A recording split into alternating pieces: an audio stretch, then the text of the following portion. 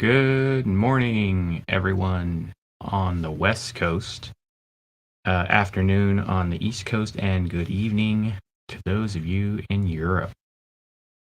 I'm just getting on to make sure this thing is working and testing it. My beast of a computer crashed. Well, I wouldn't say it really crashed. The liquid cooler for the CPU went out for the second time, and this is a huge computer for you computer geeks out there. I'm running a Ryzen 7 through an MSI Godlike motherboard and two NVIDIA 3090s. And when your cooler for your CPU goes down, I guess that kind of kills the whole system. One $100 part. So anyway, recording for a video is going to do is now paused until the part arrives. Thank goodness they are overnighting it. So that should be here today. And I guess I'm going to get under the hood myself and start to play with computer parts and try to replace the cooler myself. So wish me luck on that. So I think I'm going to start making a habit of getting on LinkedIn Live and YouTube, Twitter Live, etc. Just with some updates every once in a while. Every once in a while, you get some questions on behavioral project management or neural plans. So I thought I'd start doing like quick updates. Unfortunately, I may be a little bit laggy today because the beast of the computer is down. So I had to rehook up all of my microphones and cameras and sound mixers and lighting and all of that to a laptop. So it is not quite as powerful. Um, so, and also wanted to answer any questions anyone has on behavioral project management or neural plan, otherwise known as behavioral project planning. So if you leave a comment or a question in the LinkedIn Live feed, for example, I should be able to see it come through. Like I said, this whole setup is a little bit kind of wonky right now because I don't have my full system up. So, and I also wanted to bring to you guys a quick little story. So I was teaching the other day. I had a class because the quarter's now ending. I had a class of project planning students. And of course, as I'm sure you guys are all aware by now, I am a planning geek, especially when it comes to bringing in the behavioral science side of it. So we were doing a wrap up of the class and started doing feedback on what happened. So it turns out that so let me give you a quick background. So the assignment, which was to take place over 8 weeks with a whole team of students working on it, was the planning of a 1,200 megawatt solar park, which is huge. And the cost and schedule planning on that would come out to be about approximately 3 years, 2.5 to 3 billion range. So kind of mega project level. Now, obviously, they don't go into significant enough detail over a quarter to thoroughly plan it, but they can get pretty close. So the plan came really low on the cost side. And so we started digging down into it. And it turns out that there was a lot of missing information. Now, what we've discovered in the research in behavioral science is that the first part in reducing the optimism in a plan is having all the data that's needed and all the information that's needed. So, because they didn't have enough information, essentially what happened was the plan turned out optimistically on the cost side. Now, what's really interesting is in many cases, people assume that if you have an optimistic plan, that there must be optimism bias at play. So we really got to dig into this kind of accidentally.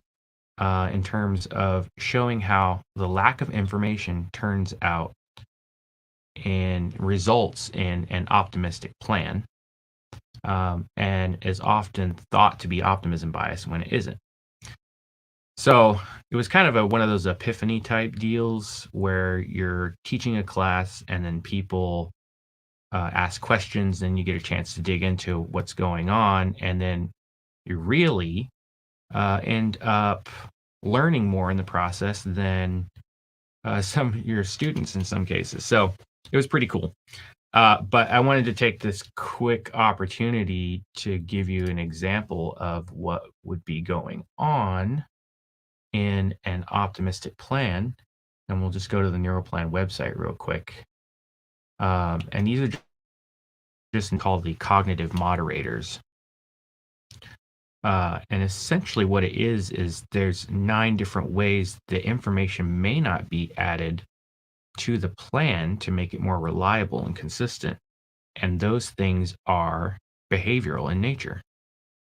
So the first one, as you can see at the top of the list, is missing information due to time pressure. Now, this can be because of automatic thinking or just because you just bypass the information because you were under so much time pressure. There's kind of 2 components of the time pressure piece. The second one is avoiding information due to cognitive dissonance, or what's otherwise known as mental discomfort due to new information that you are encountering, and because of that new information, it causes a mental discomfort. Think of a really bad risk that's brought up in a project meeting, and you're like, oh, that feels uncomfortable to think about what could happen if that risk were to be realized. And so cognitive dissonance is when you're faced with 2 kind of conflicting values or beliefs or what you think is going on.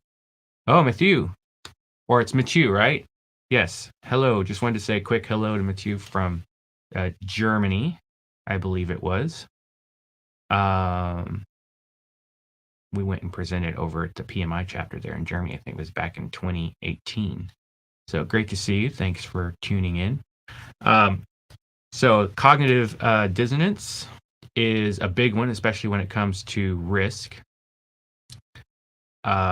Because if a piece of information comes into, let's say, like in the war room in the planning session, and you are dealing with the choice of whether to bring that risk into the risk register, assign probabilities, etc., cognitive dissonance can really cause us to kind of either dismiss that risk, reject it, or minimize it, so to say. So that's just one way. So we may avoid information. That information then doesn't make it into the plan.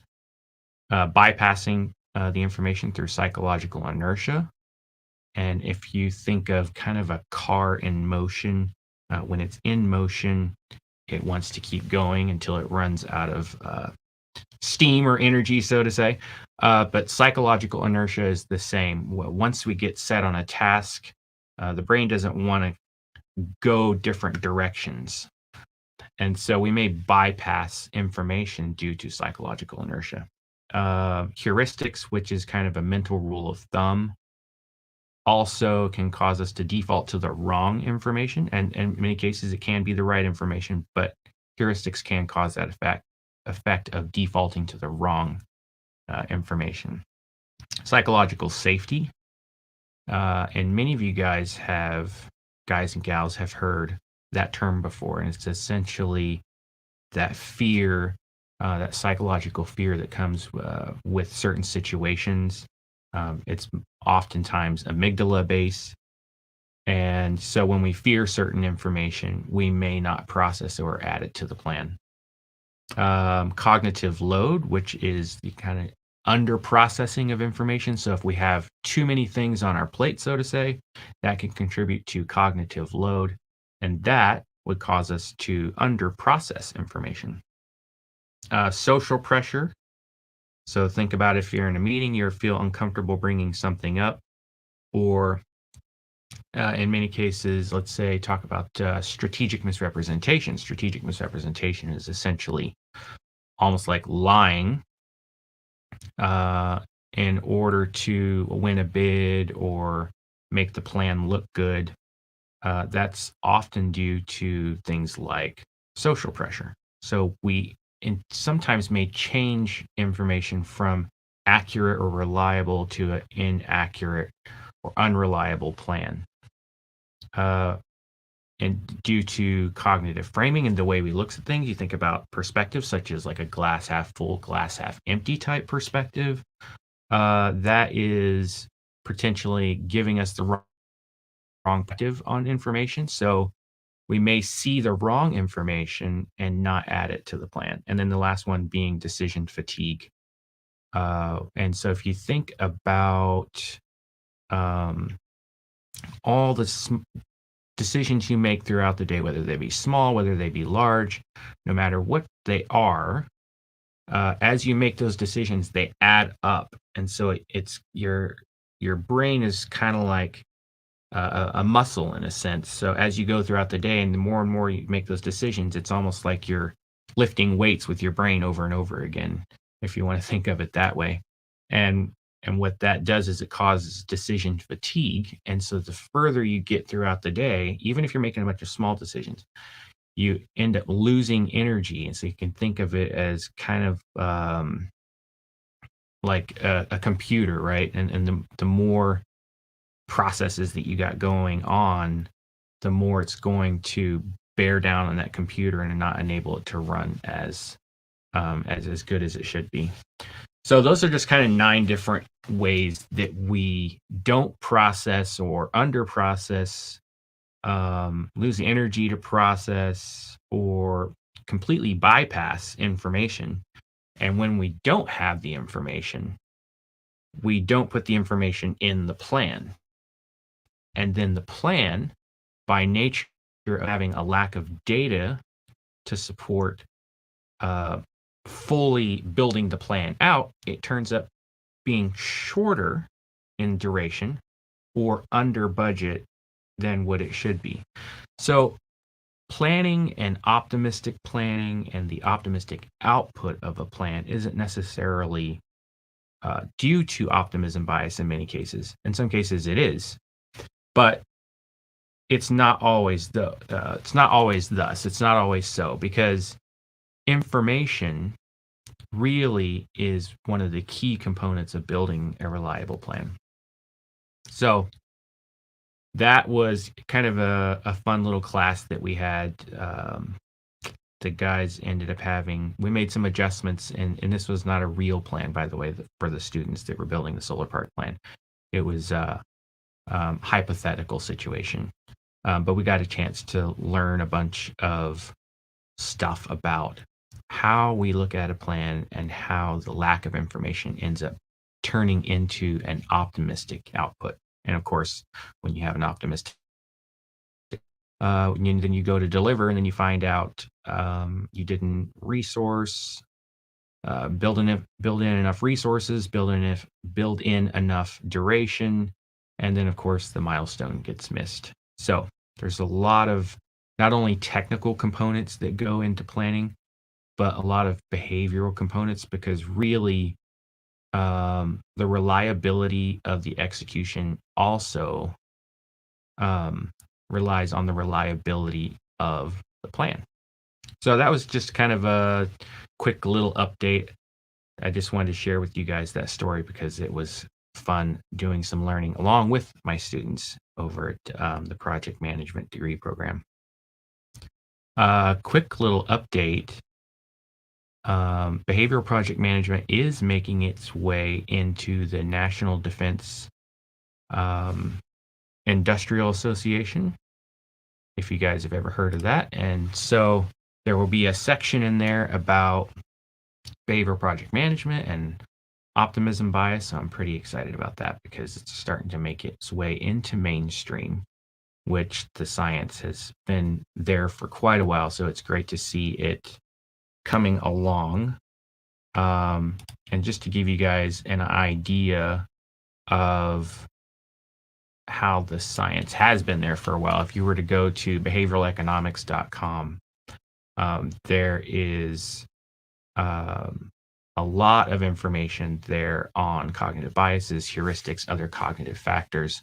If you look at behavioral project management, what it is it's really doing for project management as a technical discipline what behavioral science has done for the technical discipline of economics. So while behavioral project management sounds like a new concept, really what we're doing is taking what's been there for a couple of decades in behavioral science and now applying that specifically to project management. So if you guys have ever heard of the book Freakonomics, the books Thinking Fast and Slow, Predictably Irrational, there's so many books on behavioral economics, and it's being applied in the economics discipline.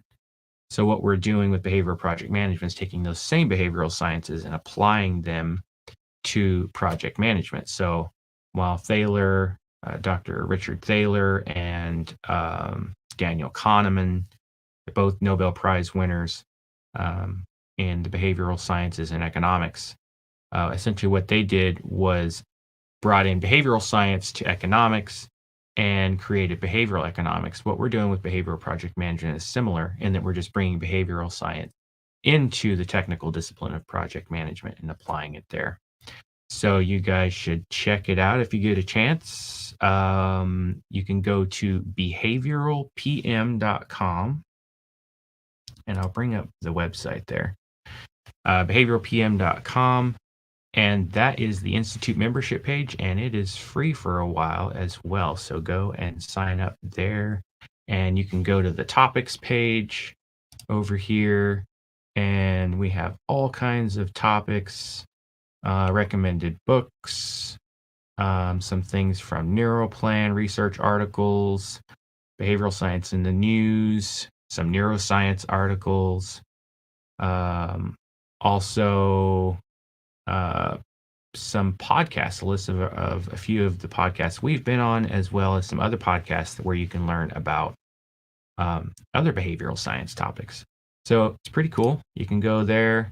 Like I said, it's free to join and become a member for a while. And once you join, now you will actually be in there for free for lifetime. So I encourage you guys to check it out. Also if you want to go read more about behavioral economics, you can go to behavioraleconomics.com, and they've got a lot of cool resources there. I think if you go to the resources tab and then go to behavioral science concepts, you'll see a lot of the behavioral science concepts that have been studied over the years that have been brought to economics. We also bring the same behavioral concepts into behavioral project management because most of them apply. Obviously, I mean, if these concepts and constructs are going on in the brain, they're obviously going on in the brain in project management, not just economics. So there's a lot of cool stuff you can learn there. And then if you guys want to go and look at how it's applied to planning, you can go to neural-plan.com and get some information on the planning side of behavioral science and project management. So just wanted to do a quick little update for you guys. I hope everyone's having a great Friday, and the weekend's coming up, so enjoy, be safe, and I will see you guys on the next time around. Hopefully this time I'll have a better connection and my beast of a computer will be up and running and we'll be back in business. So you guys have a great one. Make sure to check out behavioralpm.com. Go sign up, become a member. It's free, and you can go read all those cool articles and listen to all those cool podcasts. Y'all have a good one.